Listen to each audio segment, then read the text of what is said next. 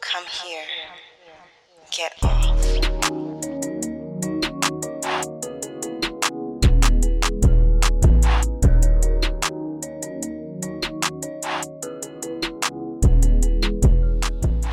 Hey y'all, so welcome to this week's episode of The Turn On. First, this is Erica, your lovely co-pilot. And we also have with us Killer, Kenrya. And today we are reading A Thin Line by the author D.L. White, who is a good friend of the show. She found us and has been reached out. It's dope when we actually have people saying, hey, consider me, as opposed to us begging people. Even though she's worthy of begging. And a testament to the fact that when people reach out and say, hey, read my stuff, we read it. Yes, and we do. Sometimes, folks make it on the show. So excited to talk about this one. It's great. Yes. So this is A Thin Line. It was written by her in 2016 initially, but then she kind of was feeling some things about the characters and the story. So she just went back to it, ripped it apart, and rewrote it, kind of maintaining the same characters. So the rewrite was in 2020. And so this is the second edition. Yes, I think what it's denoted as, So dope. Sit back, relax, get your wine, your weed, and whatever you need, and enjoy. You look very fancy in those glasses. Girl, it hides the dark circles.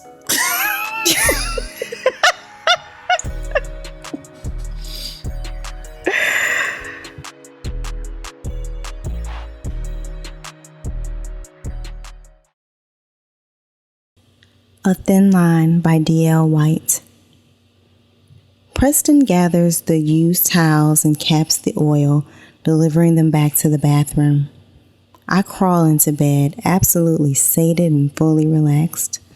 When Preston returns to the bedroom, he picks up the remote and skips the songs forward until the husky, silky voice of Leon Bridges croons his hit Beyond over the surround speakers. Preston, you're adorable when you're trying. I'm in a setting the mood. I appreciate it, but I'm a sure thing, baby. Get in the bed. He crawls onto his side and scoots to the middle, grabs me up, and pulls me close to him. I love you. He dips his head to mine and kisses me long and slow, hypnotic, just how I like it. I sigh when the kiss ends and he raises his head. That's all you got? Air? I said I love you. I heard you. And? He huffs and mocks frustration and grabs my face, manipulating my chin. I love you too, Preston. I laugh until he lets me go. Let's try it again. I love you, Angie. I know, I say, then burst out laughing and rolled away from him. Nuh-uh, I've waited too long for this. He reaches for me, trying to land his hand on any piece of my body. He settles for a thigh and drags me back across the bed. I scream, laughing as he rolls over and settles himself on top of me, clasp our hands together, pinning them above my head. We don't move until you say it.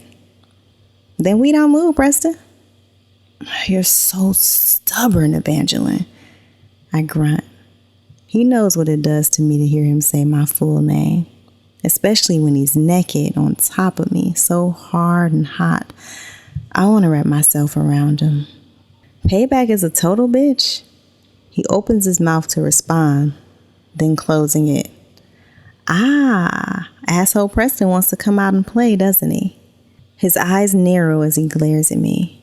I'm still pinned, but he frees one hand to play with me, flicking at one nipple and then the other, then bending to suck, lick, nuzzle one before moving on to another. Baby, he mumbles while licking the valley between my breasts. Asshole Preston is already in play. Ooh, I'm so scared. You should be. He dips to kiss me, his tongue moving in ways it's never moved before. He runs his hand down my body and parts my legs, fluttering the tips of his fingers over my clit. My hips roll up toward him, but he moves his hand away. When I relax, his fingers return to a slow, light stroke, down and then up again, gaining rhythm at a leisurely pace. My hands are freed. I want to hug him close to me, feel his weight on me, but he moves away, scooting down in the bed. His mouth closes over a nipple and very gently nips at it. I squirm, I squeal, I rock my hips. He inserts a thick finger into me, working it in and out while his thumb strokes me and his mouth is sucking and biting. It's a trifecta of nerve endings, and if I weren't being held down, I'd have worked my way up to the headboard by now. It's that feeling when it's so good you love it, but so intense you have to get away from it. Except I don't want to. I want him to keep going until I explode. He releases my breast from suction and scoots further down the bed. I like to watch, so I sit up, resting on one elbow. I reach for him with my free hand and dig my fingers into his hair. I know what he's doing, and I don't care, because giving in at the right moment is going to make mountains move. He nibbles at the insides of each thigh, teasing me, bringing his lips closer and closer. He inserts another finger and pumps it in and out, and then, so lightly, he gently drags the tip of his tongue down the length of my clit. His pace speeds, but not the pressure. It's still so light that it's almost not there, except it is, and the sensation it's building is driving me wild. I clutch his head, his curls tangled in my fist, and push his face into me. He resists, flicking his eyes up to me. Please. I'm panting and gyrating, vibrating with intensity. I am so close. Say it.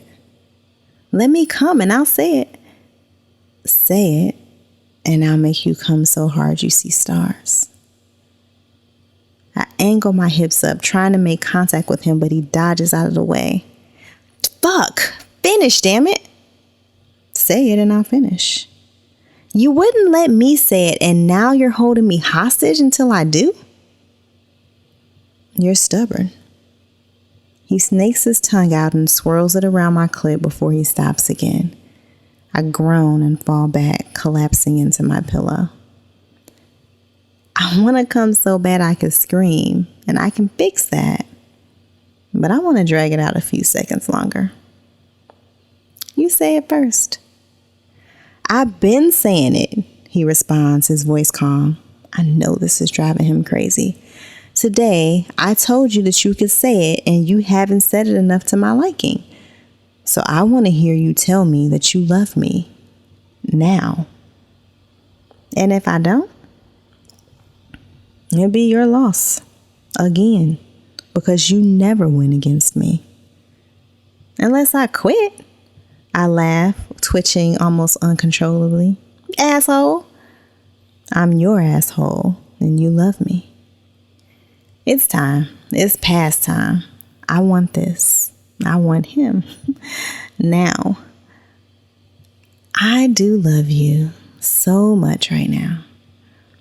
Preston groans, bucking his hips like he wishes he was sinking into me. He goes to work, tightening his grip on my thighs and attacking me with fury. It doesn't take more than a few strokes of his tongue before I'm screaming, before my ass is up in the air and my toes have curled so tightly that my entire calf cramps.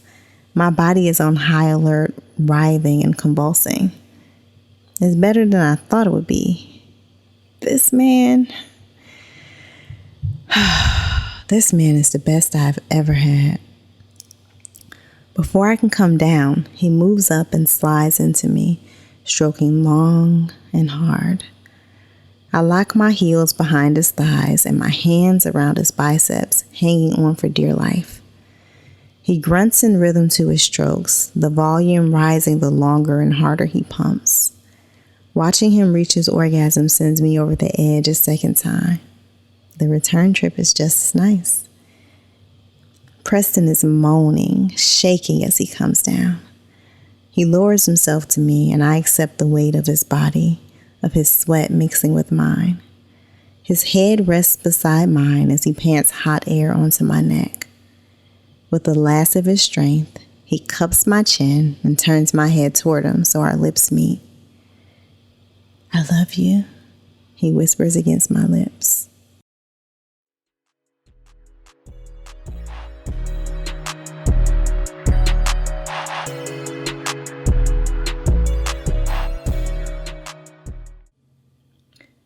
Okay, y'all, so welcome back. Thank you, Kenrya, for reading that sexy scene. This story had a lot of good sex in it. Like, there was just lots of fucking in it. But some of the scenes weren't super descriptive, but you can tell, like, at one point, one of her girlfriends in the story is like, "Bitch, you got a freshly fucked face. Like, you've been, like, this scene was just like, oh, this girl is having this book, oh, this girl is having some good sex." So a little bit of background on the story. It features these two people, Preston and Evangeline. And she goes by Angie for sure. Well, she goes by Evangeline, but no, she goes by Angie, but she only lets him call her Evangeline. Okay. Yeah. Evangeline. Yeah. Okay. So I should have this better because everyone gets a nickname around me. But anyway. That's true. So they were like high school sweethearts. They dated in high school. They're part of a larger friend group that has been like friends forever. They live down the street from one another. Like their families live down the street from one another. And they broke up. And still do, which I thought was really cute. I know. Broke up in high school. And it's just been shit ever since. It has been shit ever since. But so then their two best friends decide to get married. They're like, "Hey, I don't want to fucking plan my wedding. Y'all plan it together." This is their way of like trying to get them back together. But also I think a really dope way of being like, "Look, you know me. I'll do this shit. Make that shit happen." So yeah. And it also helped that their parents were pretty wealthy. So it was just kind of like, we'll pick a spot and everybody fly there. They'll take care of all that. Yeah, well, they paid. I thought the couple paid for it, but they're very well paid. I thought the parents. Oh shit! I should have figured that. I thought the parents were gonna pay for the. Nah, they paid for it. They was like, wherever you want to go, our gift to you is that we're paying for it. Okay. Well, anyway, yeah. Either way, they had money, and their families had money too, because like Jeeps and like all these vehicles they had in high school, and I was like, y'all niggas, okay, that's a whole nother, y'all another tax bracket. Okay, and everybody's like attorneys and doctors, and everyone's attorneys, doctors, chefs, all of that. It was just great. Also, because the friend group felt very good. You know, like I don't have a mixed friend group of like girls and guys just because I have a few guy friends, but like they're not a part of my friend group. But it felt good having like normal relationships with these people, you know, and you can tell it was just one of those like we were little, grew up together and just kind of stuck together, which is great. So yeah, we used to do couple hanging out and I don't mind it. I mean, like I genuinely like the people that my people are with. And the guys have kind of formed their own little brotherhood. So much so that like when we divorced, they're like, "Can we talk to him?" Nah, nigga, no. We shut that shit down. But yeah, but remember, a bunch of them were angry at my ex. Like, oh really? Yeah, that was like So it was more my ex that they were like, "Can we talk to him?" Your ex, they was like, "Fuck that, that nigga. We'll invite him to jump him." Yeah. So yeah, I don't mind couple stuff. I mean, I do think that it's important for couples to have lives outside of one another. I think it's so important for that. But I definitely like, mixed company groups, but again, like most of my friends that I'm kicking it with when it's in a mixed gender space is just partners. So yeah, but I mean, I don't mind it. What about you? No, I don't mind it. We used to have a good time. We used to have little dinner parties and game See, this nights was like and this was in like our late 20s, early 30s. early 30s. Before everybody had kids. Yeah. And we were just on some like, ooh, we're going to live we used to get together and life. drink and eat. Yeah. And then kids came and it was just having kids. Yeah. I mean, and the thing is, like, I think now going through COVID, we are so much more like intent on. Do you know what I was doing today in the kitchen? What? I was standing in the kitchen. I don't know when it's going to air, so this might be obsolete. I was standing in the kitchen and we eat off paper plates and out of plastic cups because ain't nobody got time for that. I took like 2 plates and held them in my hand. I had a cup and then I went and got a beer from the fridge and I put a cup in my mouth and I was walking around the kitchen training for the summer, training for cookouts. I was like, ooh, pouring water. Ridiculous. I miss the streets. Practice. I was practicing for the streets because I don't want to get out there and be rusty spilling Henny on my shirt. So yeah, I definitely was in that bitch, like practicing for being out in the streets. Okay, so speaking of friends, I'm kind of jumping around chronologically, but I mean, yeah, chronologically in the story, but since we're on the friends thing, one of the people in the friend group just got married. Well, I don't know if she just got married. She's married and is pregnant. But it was kind of a surprise seeing her around because she's the friend of the friend group that like drops out when she gets a man. Yeah. Ugh. I was that person for a minute. Like, you have been that person before. I think we all have at certain points. I was definitely that person. And then I think coming out of that, I wanted to be super super like intentional about not being that person. Because when I came out of that bullshit, who was there for me? The bitches that I had dropped to be with that nigga, right? So even now, like as I pursue relationships first, niggas with no friends, y'all niggas scary. Like if you ain't got no friends, something wrong with you. But 2, like you need to be doing something outside of me because I'm gonna be out there doing hood rat shit with my girlfriends. And I mean, your hood rat shit could be sitting at home building Lego sets or whatever, but I'm gonna be doing some shit with my girls because I do not want to be that person. And what's interesting is like, what are we gonna say? No, go ahead. I'll sit after. So my dad died when I was young. My mom was like 33, 34 when my dad died. She had 4 kids, all under the age of 10. But one of the things she told me when I got married that always stuck with me was like, don't let your life keep living without you or something along those lines. Because like, and that's when my dad died, my mom looked up and her close friends were still there. They, like still rallied around her. But I think looking back, I could tell that she felt like they, there was like a 10-year gap where they just weren't the way they used to. And not that I know things change when you're in a marriage or, serious with someone. But there was like 10 years of they kept growing as a unit and she kept growing. And it wasn't as easy not that it's ever easy to fall back, but it wasn't as easy to fall back into that relationship. And so I think about, and maybe I'm swinging a little too hard on it because I recognize that one of the ways that I was being manipulated was being kept from my friends. Isolated. Right?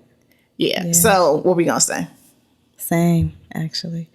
Well, I was gonna say I think that there's kind of levels to it, right? Like there's the cocooning that happens when you first get into a situation. And when I was reading it, to me, it felt kind of like they were in their cocoon. Like I think they were maybe 6 months in or something like that. So they were still really new to married life, and then they got pregnant. So it felt to me like they had kind of pulled back, because they were kind of trying to figure out how to navigate this new normal of what it meant for them to be together.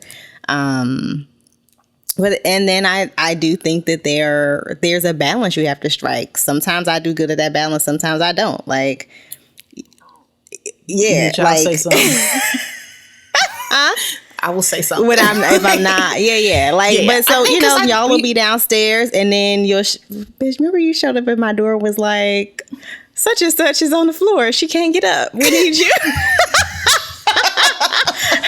Never mind. I was on my way down. I had just finished eating and was about to come down because I knew I couldn't eat what y'all had to eat, so I had to eat upstairs. It was taking too long. But I'll eat meat.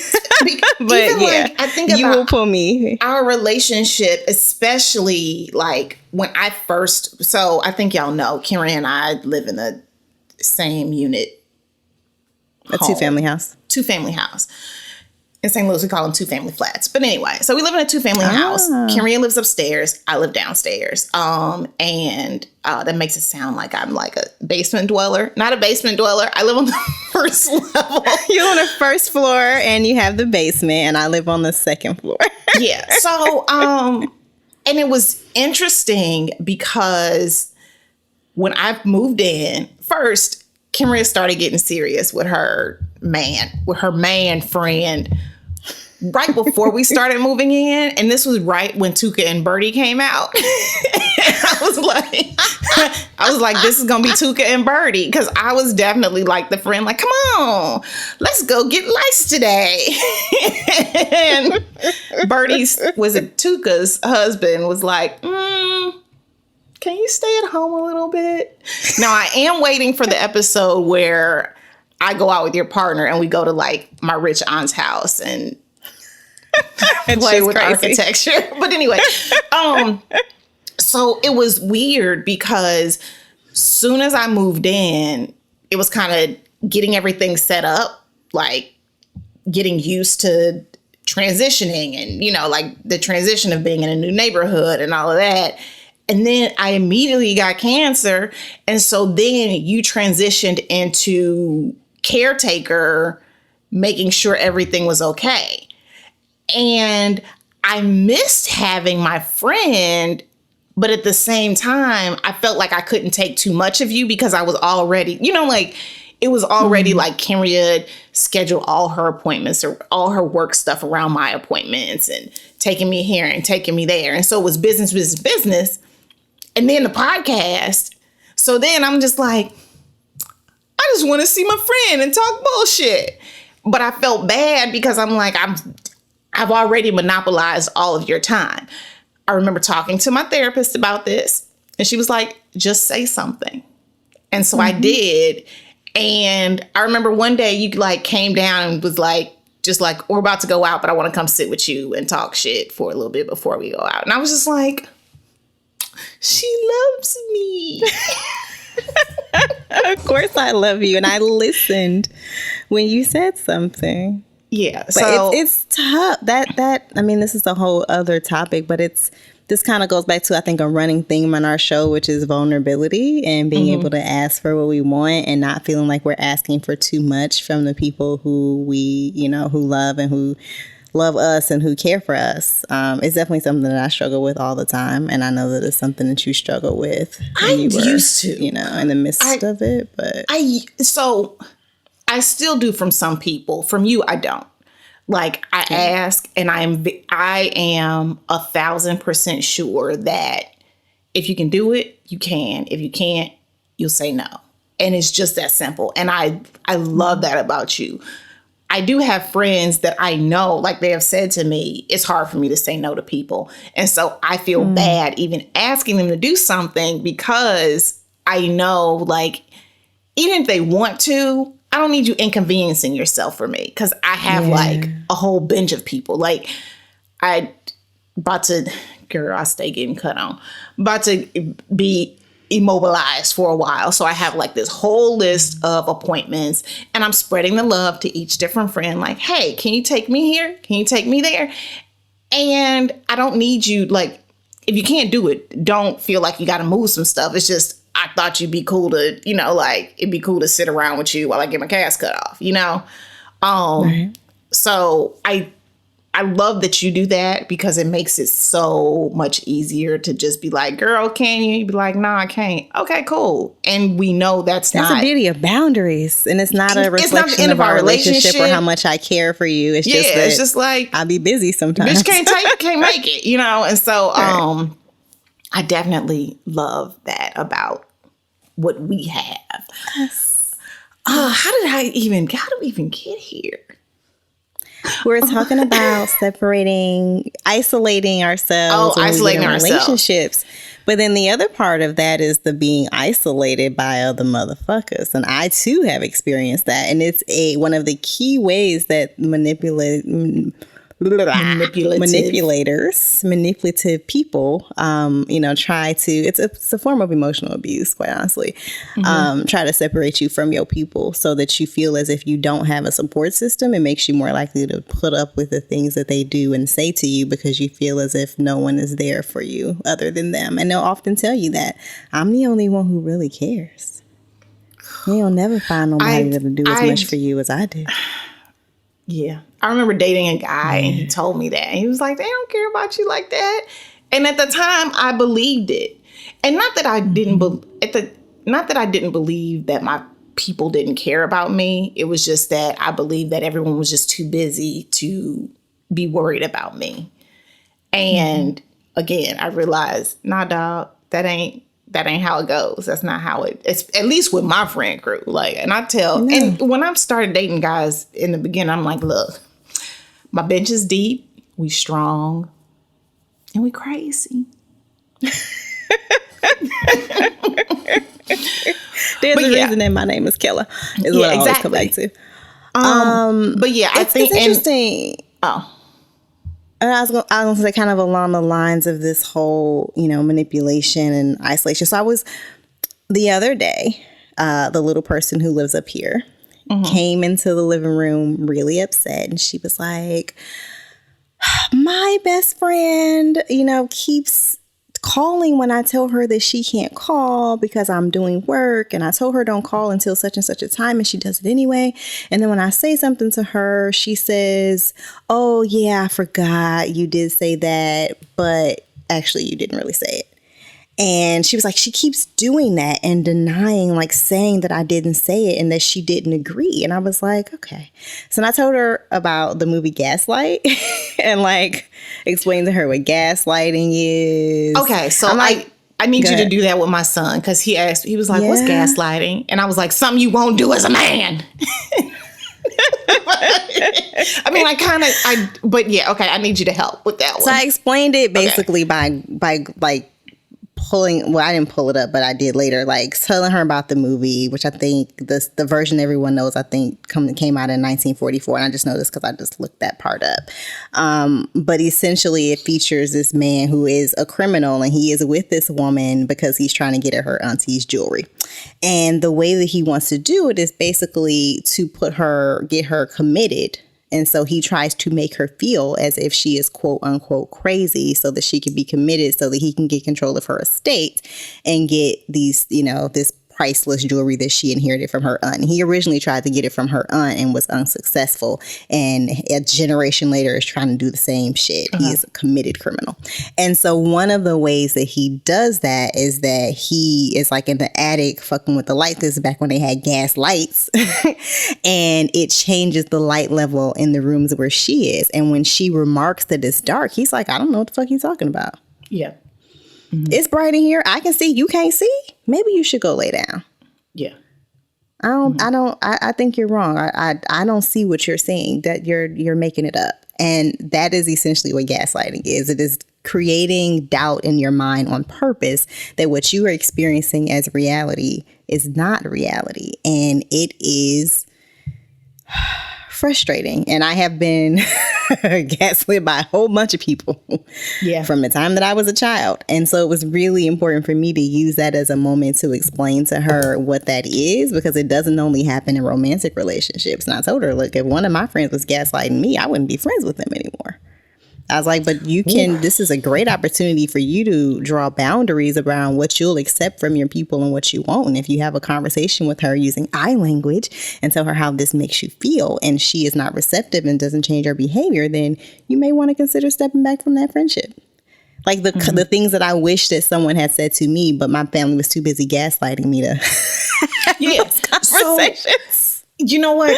So thank you for that simpler explanation, because we talked about it, but it just took a lot for me to like get him to explain. I'm like, it's like when you know something's right, they tell you it's wrong, but you know it's right, and then they make you seem like you don't know what you're talking about. So I think he got it, but you know what I'm saying.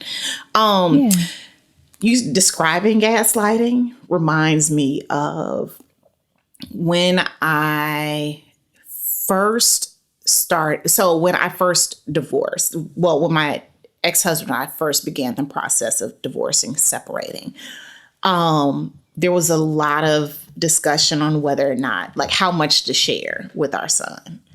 And a therapist told me, kids know and they see what's happening. And so you acting like everything is okay when it's not teaches them not to trust their instincts, not to trust their gut, all of that. And so I try to hold on to that when everything's going on in the house. Like if I'm having a really bad day and he's like, you okay? No, I'm not. I'm just having a rough day. It's something to do with work. Like I want him to trust his gut.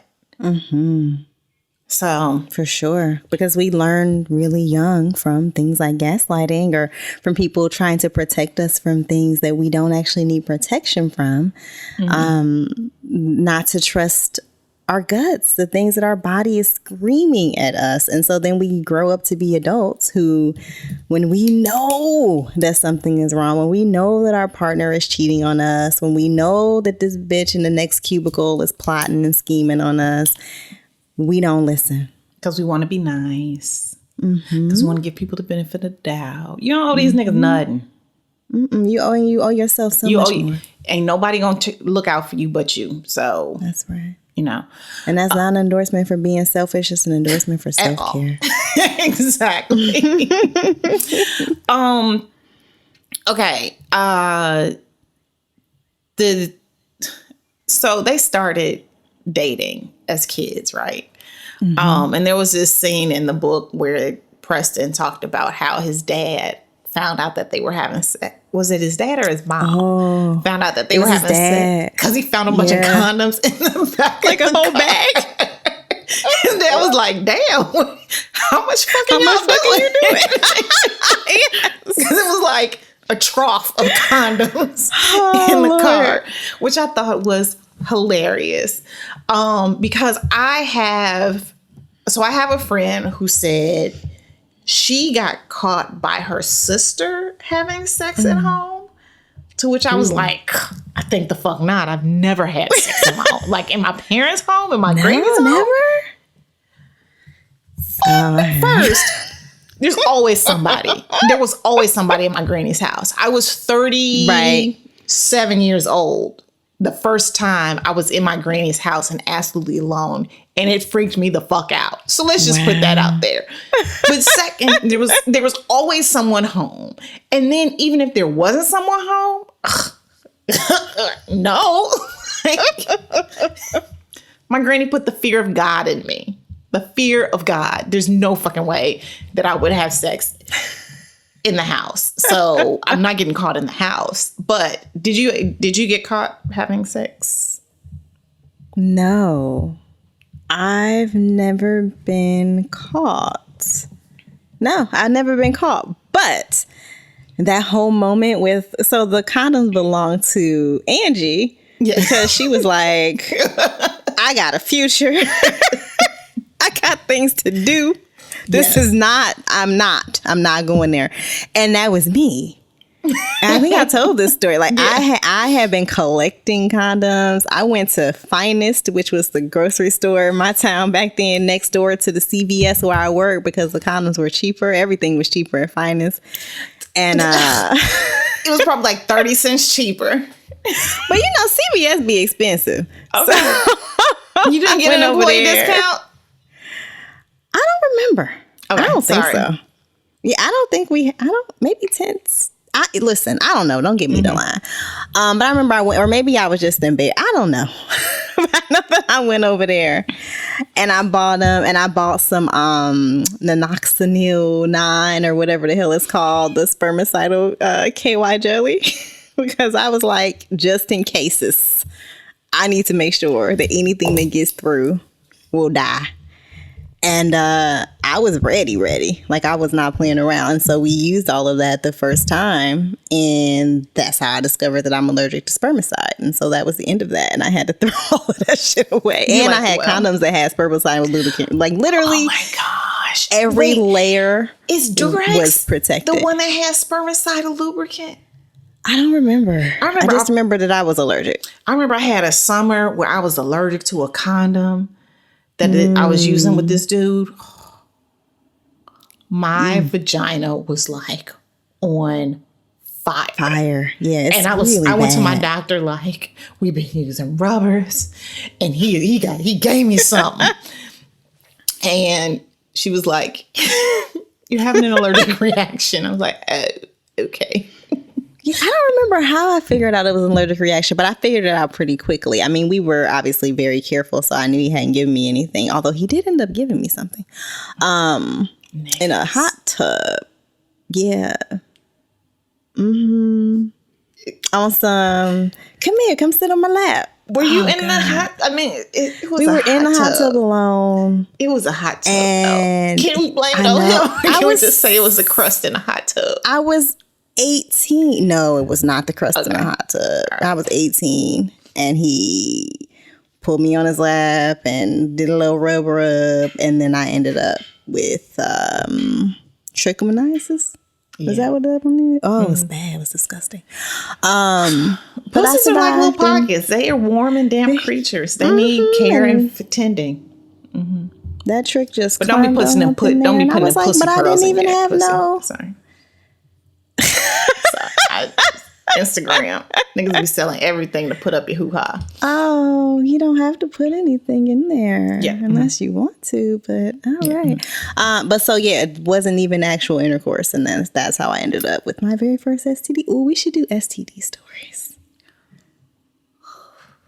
Yeah, we gotta normalize it. Everybody gets them. Yeah. Okay. I mean, I don't have any shame over that. I didn't do anything. It was what it was. But somehow I did still discover that it was that I was allergic, and that was the end of that. I had to throw all that shit away. All my hard-earned CVS money. So you know what? You mentioning the spermicidal lubricant made me think about, there's this new birth control. Have you seen the ads for it? Yes, but it took me a minute to realize what they were advertising. I literally had to Google it because I was like, what is this shit? So it's like some gel you shoot up your pussy. It changes the pH. I figured, and it makes it an inhospitable environment. Yeah, but like the biggest side effect, they're like, yeah, you might get BV.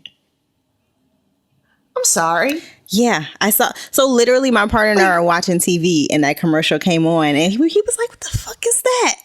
Yeah, they keep. It was to the point where I'm like, kills. Yeah, and they kept saying it was a non-hormonal birth control, and that's like I can't do the IUD, can't do like I just got to use rubbers. And so I was like, "Oh, this is something interesting." Until you saw.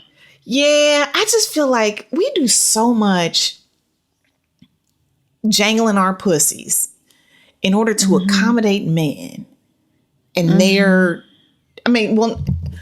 the ecosystem of sex and reproduction, people with vaginas and uteruses and all that shit, we do so much jangling to avoid the person with the sperm having to do any fucking thing about his own reproductive health.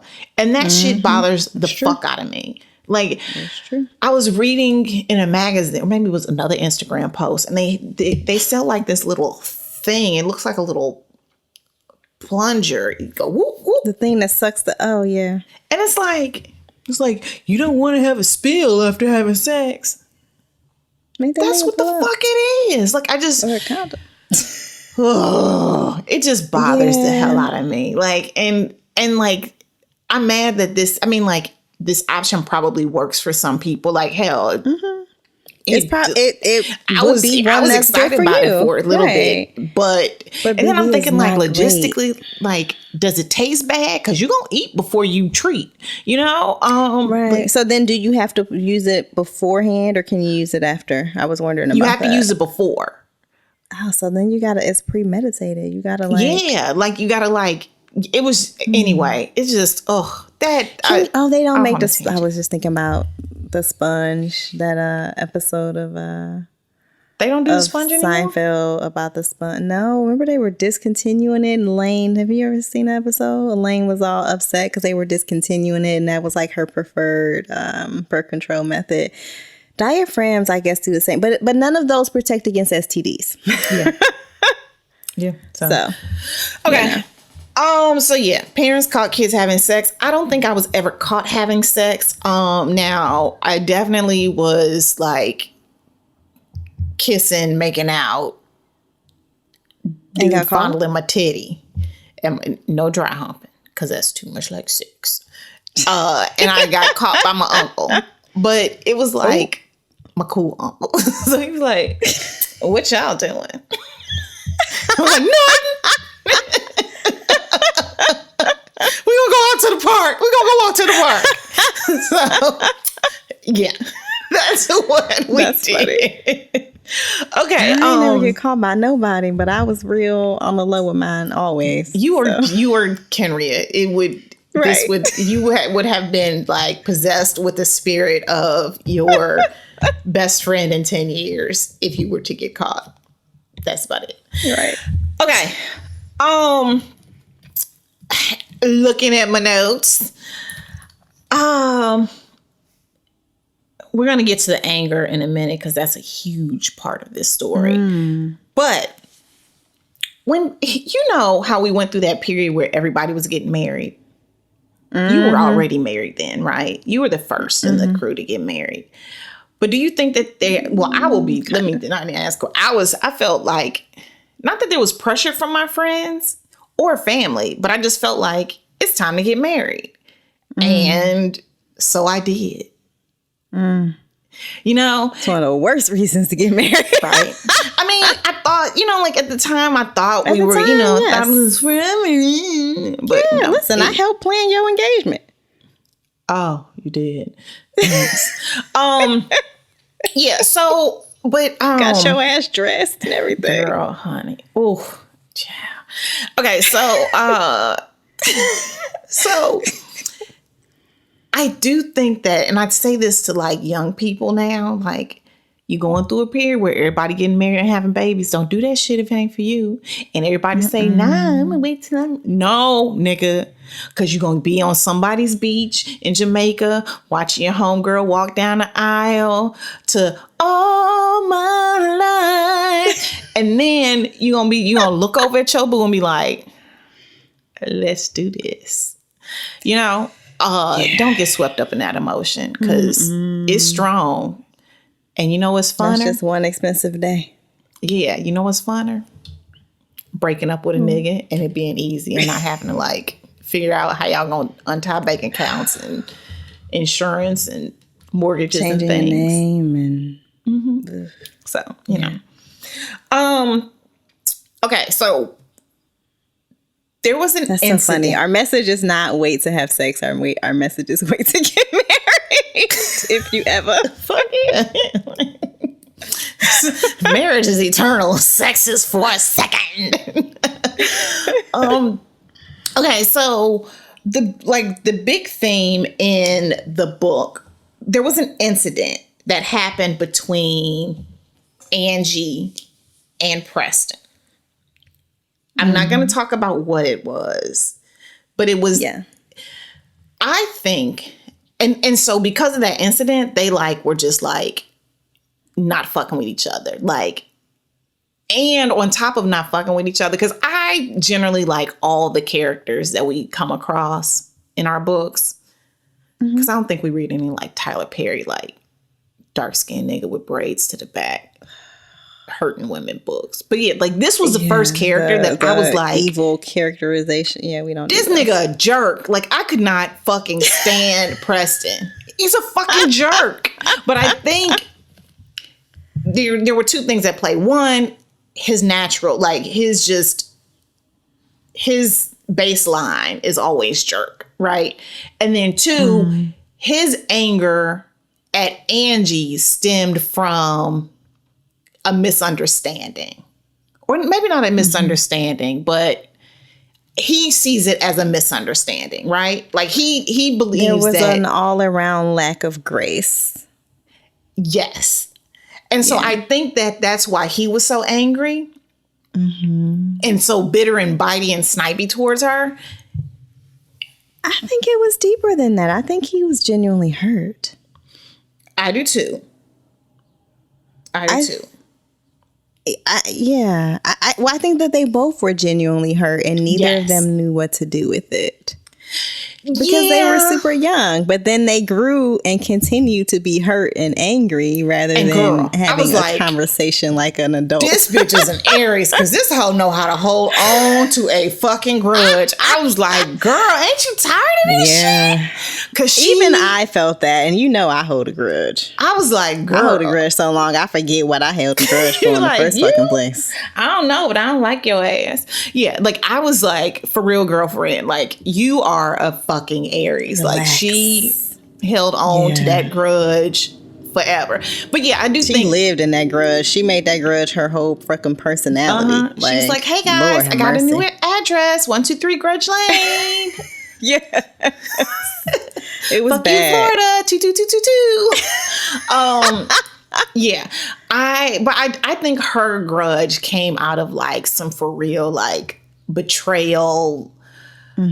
How could you do this to me? But I also think I'm debating She's on it. Mad the wrong person. Okay, so look. Spoiler alert, we don't want to spoil too much. But I have to until y'all read it, but don't listen to this part. So I think the reason that she felt so betrayed is part of society's pressure on like how important virginity is. You know, like if virginity was just the first time you had sex, as like the first time I had a tuna sandwich, I fucking love a tuna sandwich. I don't remember the first time, but I know I like that motherfucker. And I can remember like special tuna sandwiches, you know, and I think that our like society's pressure on like, this is precious, Smeagol. This is your special jewel. Don't share. Your flower. What is that? Your flower. Yeah, your special flower.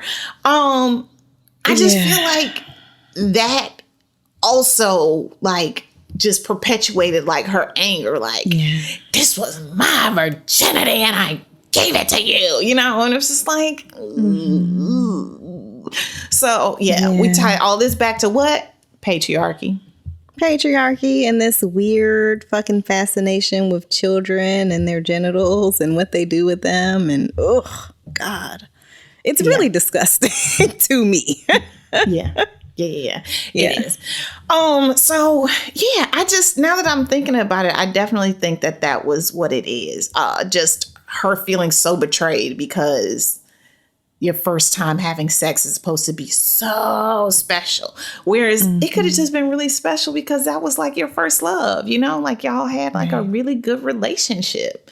Because I'm telling you, my first time, only reason it still registers because it was so fucking awkward and funny. Other than that, like. Yeah, mine wasn't. I mean, it was, you know. Yeah. It was a thing that happened. I can tell you about the that first I time I had an prepared orgasm. very, very much for. I can't remember the first time. Bitch, I saw stars. We'll get to that when we do our Yes. our whatchamacallit. Yeah. So Preston was an asshole by nature. And then on top of him feeling hurt and feeling like he didn't get, you know what? Yes. At first I was like, maybe not so much hurt, but yeah, he feels like, dog, we loved each other and you won't even give me a chance to like, you won't hear me out. Right. Yeah. And so so like there's a lack of justice, I think, in that situation, even though he could admit what he had done wrong. So I think all of it just like, I think that's why I hated Preston so fucking much in this book. I mean, after a while, I didn't hate him first, but he Preston had issues. He needed to go to therapy. Yeah. They definitely need some good therapy between. Yeah, they need like couples therapy too. But it was such a cute. I mean, like it was such a good story. And girl, the sex that them people was having. It took a while. I remember because you started it before I did, and you were like, "Okay." Yes, and then it came, and you was like, "Hey, yeah." But once they started fucking, they didn't stop. They was fucking here, there, everywhere. Yeah. Fuck a little here, like, fuck a little there, here, there, fuck a little everywhere. Preston and Angie were fucking E-I-E-I-O.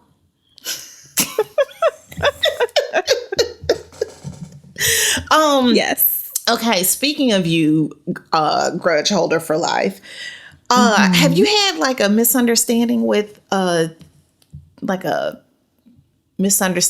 boo or a past somebody that after, actually having a conversation, you're like, oh shit, this is what happened?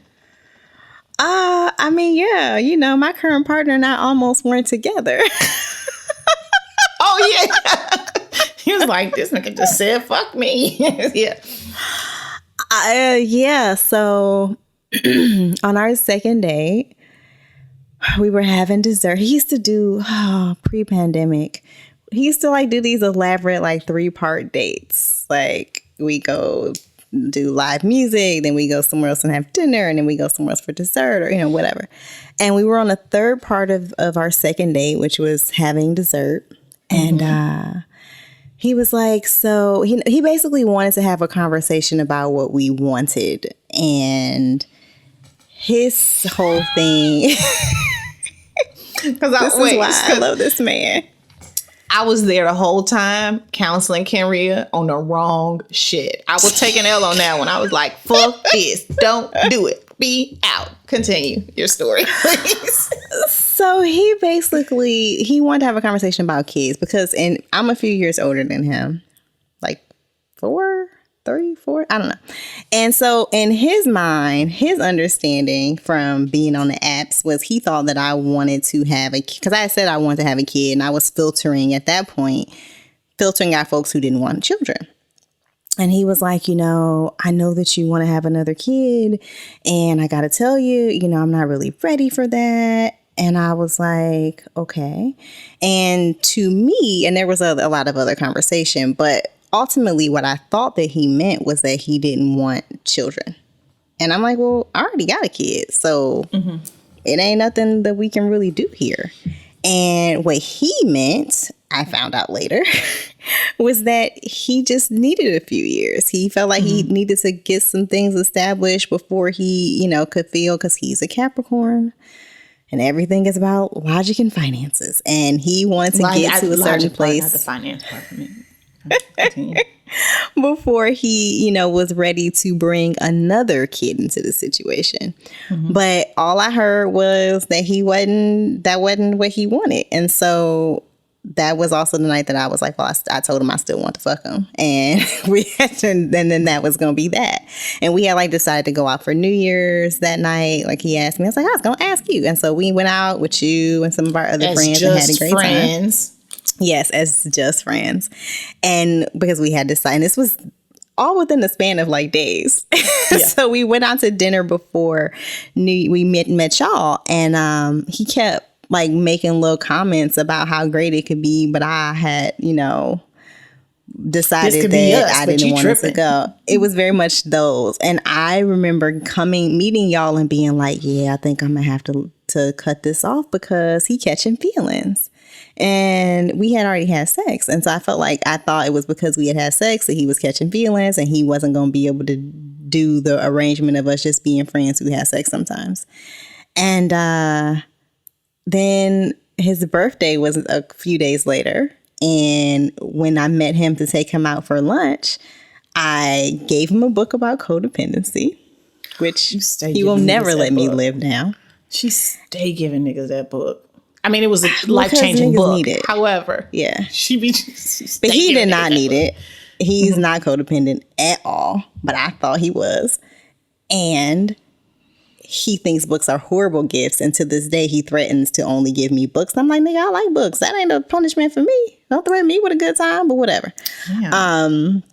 But so it took a month. And I remember being on a date with somebody else because I was still dating and the whole time being like, damn, I really wish I was with him right now. Like the entire time. Ended the day early, came home, called him, told him we needed to talk, and then was like, and called you and was like, I think I fucked up. But also he came to you and was like, look, bitch, don't be thinking for me. Like, he didn't call you a bitch. Yes. But he definitely, he said like, look, you can't, you're doing a whole lot of thinking and assuming from me, for me, and you ain't asked me none of this. And so I thought that was really dope that he was like, look, before we even get down that path, Miss Aries, with your Gemini ass friend in your ear, like, yeah, freak summer. Yeah. So, I'm glad that it did work out. Thank God. And I am glad that I was able to humble myself eventually and be vulnerable and tell him that I fucked up and that I was wrong and that he wasn't codependent and that we needed to have a real conversation about what it is. Because he had cleared it up, but I felt like I had already made a decision and blah, blah, blah, and just being an Aries. And then, so we had a real conversation about it. And I don't know, 3 years later, here we are. So I almost fucked it up. That nigga's the love of my life. And I almost let it go because I made a split decision. As he calls it, he says, the day that you made that unilateral decision about. That's exactly what it was. Like, how you going to decide for me? Yeah. It really was. It's terrible. Okay, so something else in this book that I had to laugh at was how Angie was keeping secrets from her bestie. Like, she was like, we got to keep this. She was like, we hoeing on the lowing. And I had to laugh because it's like, your friends know you more than you know yourself. Anybody. Like, they know you. And her friend was like, girl, I know it. We saw it. That's why I did X, Y, and Z. Right. Even when they started. Like she was fooling no one. Yeah. Fooling absolutely no one. And I just thought it was really cute that she thought she could like hide something from her bestie. I'm trying to think if there was like. Have you ever tried to hide anything from me? I'm trying to think. I don't think so. Only because it's like, if I'm trying to hide something from you, it's probably like, you doing in my mind, I said, I ain't gonna say shit. And then I see you and I'm like, I got something to tell you, like, so it might be hidden for like a good, like 48 hours. Cause I haven't seen you in 48 hours, but yeah, and also like, you're not judgy, like you're not judgy. Not to be. Huh? I try not to be. Yeah. You're not judgy. So it's like, it could literally be anything. And you're like, okay, how we being safe? Like she's my fucking Fire Marshal Bill. But other than that, like, so I don't really feel the need to hide stuff from you because again, like, if anything, you're going to be like, bitch, really? We doing this? Okay, let's figure out a plan. Like you're my co-conspirator. It's true. And I don't think even when I was hiding things from everyone else, you were the one person who knew everything. Yeah. Again, my ass was dumb. Like, okay, girl, it's fine. Ugh, I feel so horrible about that. But, you know, you live and you learn. No. And first of all, it's not your responsibility to keep me from lying to myself.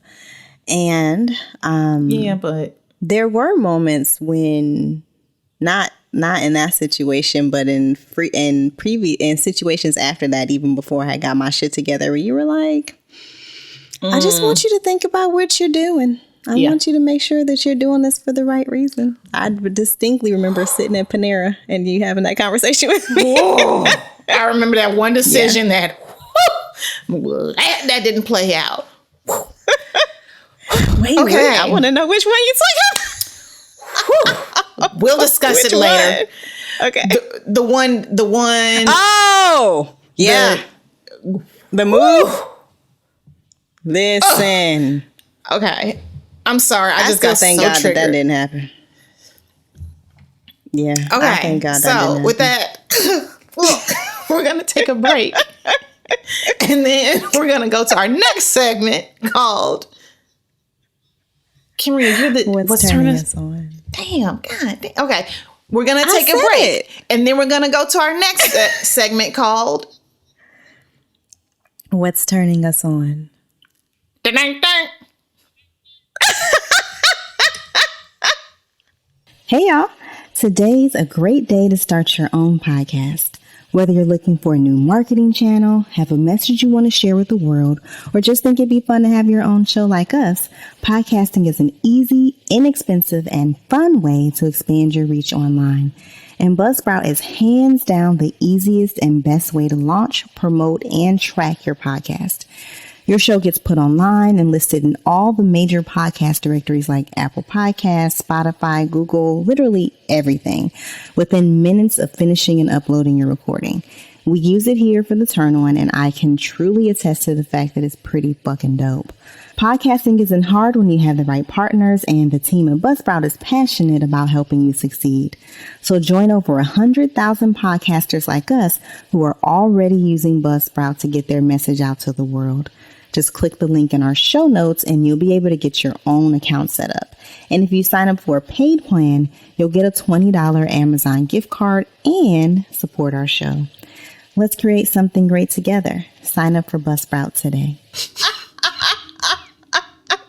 And we're back to talk about what's turning us on.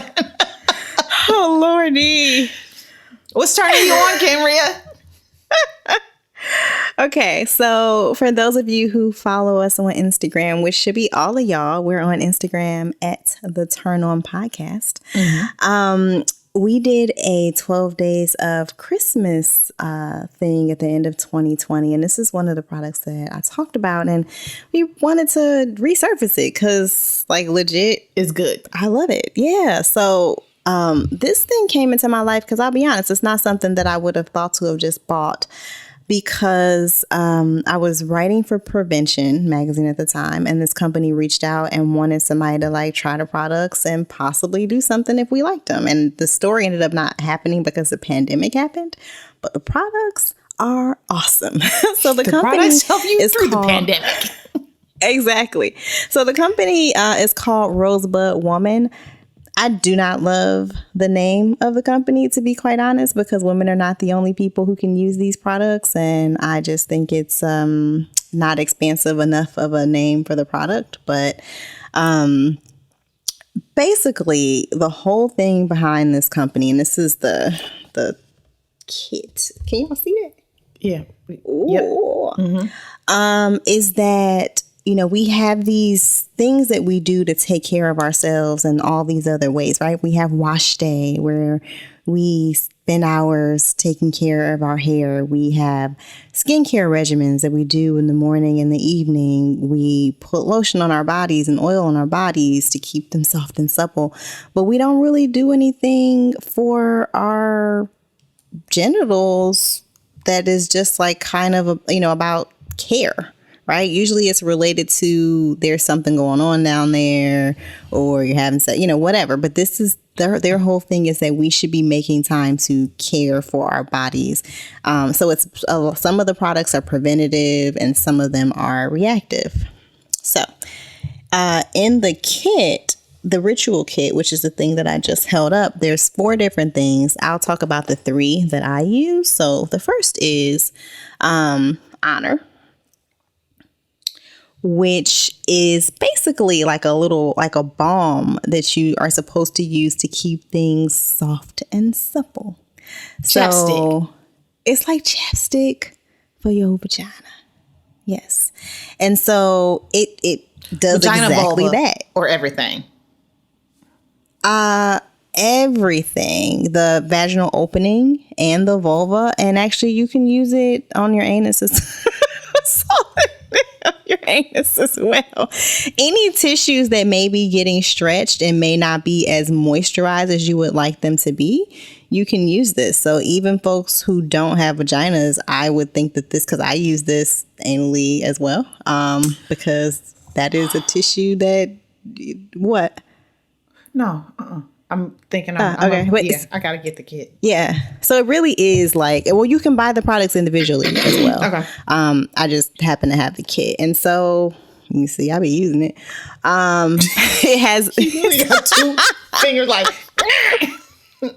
Sorry. It's all natural. There's no artificial fragrance. It does smell very faintly of rose, which makes me think of old people, but this does not actually smell that way when it's on your body. Down there.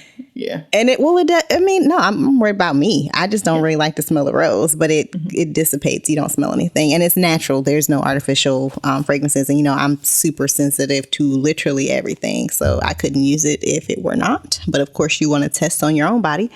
And then there's the Soothe Calming Cream, which is the first thing that I use. And this is really good for those times when you was like, I'm wet enough. I don't need no lube. It's good. Let's go.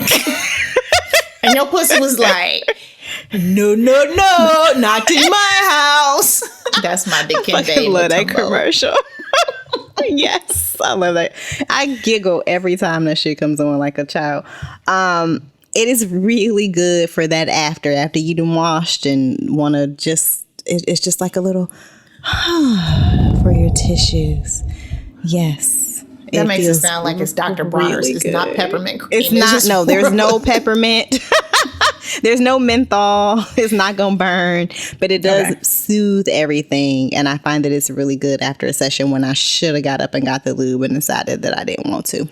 Okay. The other thing that I used in here is the Arouse Serum. It's now this does have kind of like a little tingly situation. You use 2 to 3 drops on all your external folds and creases for about 5 to 10 minutes before. It's good. They say on the thing, and I didn't do this, but that's probably good practice. Try it out on your lips before you put it on your other lips.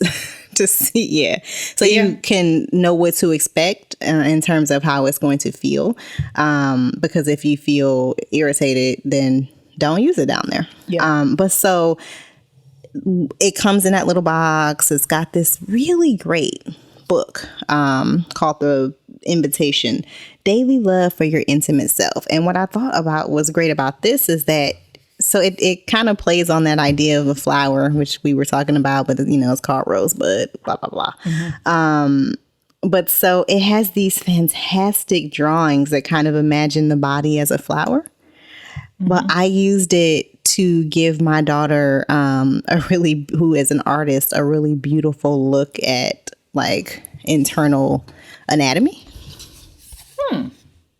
Yeah. Oh, that is beautiful. Right? It's gorgeous. This is like in my little arsenal of things for conversations. And so that is great too. And it's got like little rituals and things to do to encourage you to be in touch with your body in ways that I find that we often are not.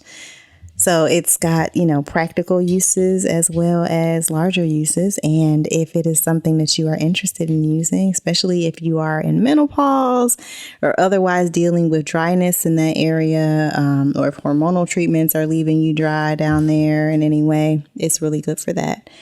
And we will put a link to to that in our show notes for folks who are interested in getting either the entire kit or the individual pieces that are in it. Kind of love it. Been using it for a year, and a little bit goes a long way.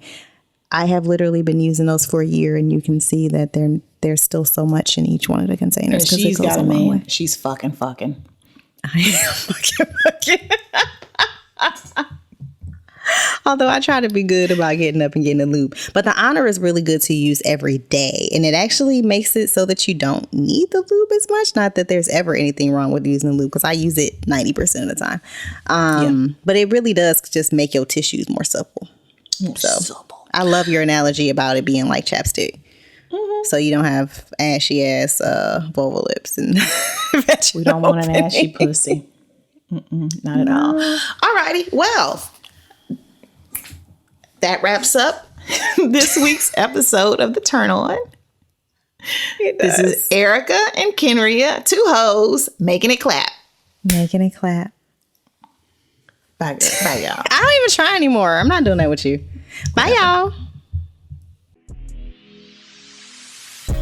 This episode was produced by us, Kenrya and Erica, and edited by Ballistic. The theme music is from Brazy. Hit subscribe right now in your favorite podcast app and at youtube.com/The Turn On Podcast so you'll never miss an episode. Then follow us on Twitter at The Turn On Pod and Instagram at The Turn On Podcast. And you can find links to books, transcripts, guest info, what's turning us on, and other fun stuff at theturnonpodcast.com. And don't forget to email us at theturnonpodcast@gmail.com with your book recommendations and your pressing sex and related questions. And you can support the show by leaving us a 5-star review, buying some merch, or becoming a patron of the show. Just head to theturnonpodcast.com to make that happen. Thanks for listening, and we'll see you soon. Holla.